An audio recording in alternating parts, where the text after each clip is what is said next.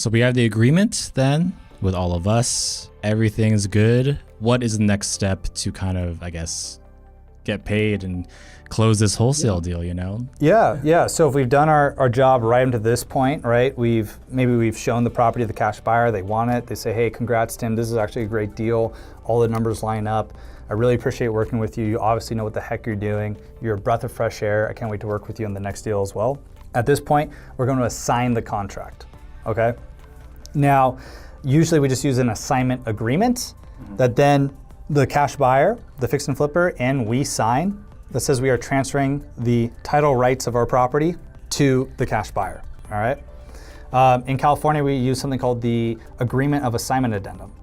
And what this means is we actually have the seller, the buyer, and we sign this assignment agreement. So in some states, you're going to need the seller to sign it. In some states, you just need your buyer and you to sign it. That makes sense. So it's dependent state to state.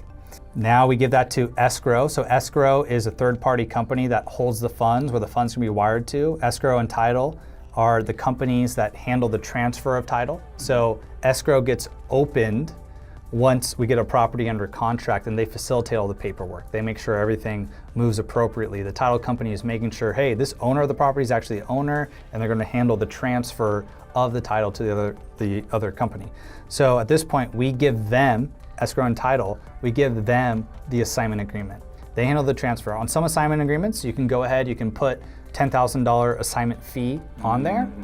And we have an example assignment agreement too, I'll just put in the description, but you can put that on there. So at close, once we close, you can get paid that $10,000 wholesale fee. There's different ways to structure this. I mean, there's a million different ways to structure this.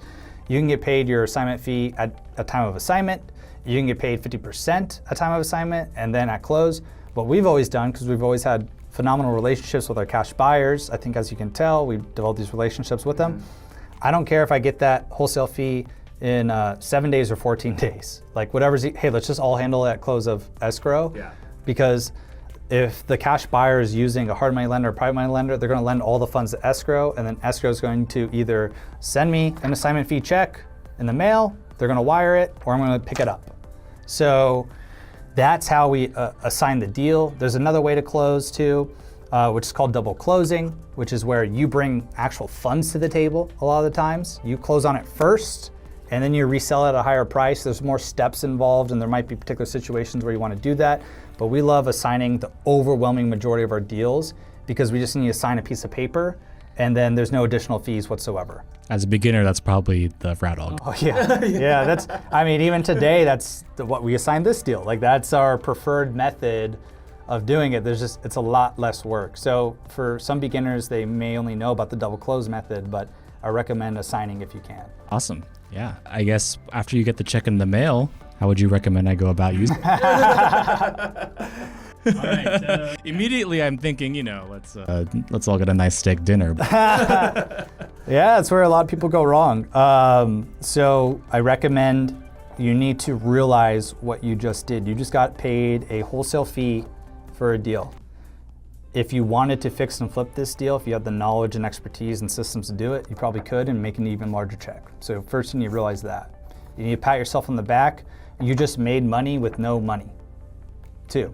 That's how you get into real estate with no money. That's how you wholesale real estate with no money. Sometimes a lot of these deals too could have been good as buy and hold deals too. You found a good deal. You just got affirmation from another cash buyer on your numbers as well. And what you need to do, what I recommend, anytime you do a deal, you just gave them assumptions of your repair costs, of the ARV. Don't forget about this deal. Look at what it sells for on the market. Ask this cash buyer, hey, do you mind if I pop in and see how the renovation's going? This is a huge learning opportunity if you want to progress as a real estate investor, because it's not just about wholesaling. I really encourage anyone who wants to get started, start wholesaling, then wholesale and fix and flip, build a nest egg of profits, and roll your money back into real estate. You can buy and hold and get passive income. So the more you can learn, and I look at this as like, you just got paid to learn, my friend. You didn't put any money into it. But now, let's see how long the project takes the fix and flipper, right? Let's see what contractor crews they're using. How many people are there? Let's see what the actual true renovation budget was, where you write in your analysis. Because let's say you were $20,000 off. You better learn why you're $20,000 off, maybe too much or too little. Because guess what? If let's say you overestimated the budget by $20,000, You could have had a $20,000 bigger wholesale fee in that situation. Let's say you underestimated the $20,000 for renovation and you want to fix and flip property. You better figure out why. Because if you underestimate the renovation budget on a fix and flip deal you want to do, and you're actually fixing and flipping it, it's $20,000 higher, that's going to directly eat into your profit at the end of the day. So you now have no risk to be on the sidelines of a fix and flip deal to learn everything you need to know about it. And if you want to buy and hold rental properties too, there's going to be a lot of rental properties that you're going to buy at a steep discount that need some renovation to them. And that's great because now you've built in equity as well, right? If you can substantially acquire a property below list price as a rental property, put $50,000 of repairs into it, increase the value of it by $200,000, then refinance the property, you could cash out all the money that you put into the property and then use that capital to buy another property. Right. So there's tons of advantages here that you have. So not only the learning, but now the next most important thing, don't go blow this all on stake ditters. Don't go to Vegas and gamble it away. I always recommend holding on to this capital at this particular point in time. Once you start building a nest egg, you want to invest your money. But what you want to do is keep your pipeline full. Exactly what you just did got you this check. And you want to now on a daily basis keep doing what you're doing. One of the biggest downfalls of any beginner is they spend all this time on one particular deal, whether it has potential or not, and they're not calling on new leads every single day that are distressed in their market that they can get under contract even more. I want you to get to the point of having multiple properties under contract at the same time. That way, if one doesn't work out or you misanalyze one particular property, it's okay because you got 3 other properties under contract that have a high likelihood of closing. So you need to understand, you need to keep doing what you're doing. This is active income in real estate. You're going to keep on learning. It's going to make you a better real estate investor, and keep that pipeline full. Most people forget a lot of the time that when you have success, you party.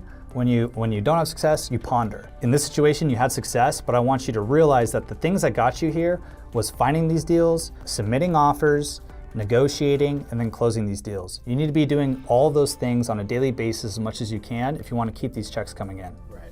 So that's what you need to be doing. And the first one, you need to realize this deal is, my first check that I ever got, my first wholesale deal, changed my life because I learned how to make money with no money. And I proved to myself that I could do this. So realizing, once you get that first check, I think anyone who does their first wholesale deal realizes that too, and it's a point of celebration. And then it's just right back to doing the work and then evolving from there. I'm waiting for it, and hopefully it won't let you down. I can't thank you enough for obviously the opportunity to kind of get the one-on-one with you like this. So we're just, one last question, just to alleviate my concerns. I have a full-time job. Yep. I work 40 hours a week. This seems like a lot. I mean, did you have a full-time job when you did it? Yeah. Yeah, absolutely. I mean, and a lot of our clients and students start with part-time, full-time jobs, and we coach and train on that as well. And the long and short of it is, you need to create time. We all have a lot of time, whether we know it or not. We need to probably not watch the 5 hours of Tour de France that's going on and watch the 20-minute highlights instead, or watch the 5-minute highlights of the football game rather than the full entire football game. And we need to carve out time in your schedule. If you have a full-time job, you absolutely can carve out 2-3 hours a day. And there's a systematic way to go about that. But since we covered so much today, what I want to do is let's do a follow-up video on exactly how to do that. And we'll do that in one of the next videos. I'm breaking it down, and we'll do it in 15 hours or less in a week. I'd love that. Yeah, I really like that. I imagine a lot of, the beginners starting out also are my position as well. So yeah, can't wait. If anyone in our community, in the audience, if you guys like this, please let us know. As you know, if you leave comments, we respond to each and every one. And let us know if you have any questions about this. We'd love to help you out. If you enjoyed this format today, it's a little bit different than what we've been doing. Please let us know in the comments below. And if you know anyone who wants to get started wholesaling real estate, or just get started in real estate without having to get a license, maybe doesn't have a lot of capital, please be sure to share this video with them. There's nothing we love more than seeing our community win, and we want to see you win. And then don't forget about all the resources we have in the description below that we highlighted during this conversation. Be on the lookout for the next video in this series. And if you want to build a hyper-profitable wholesaling and flipping business, then check out my full in-depth training at realestateskills.com/watch. See you there, and happy wholesaling.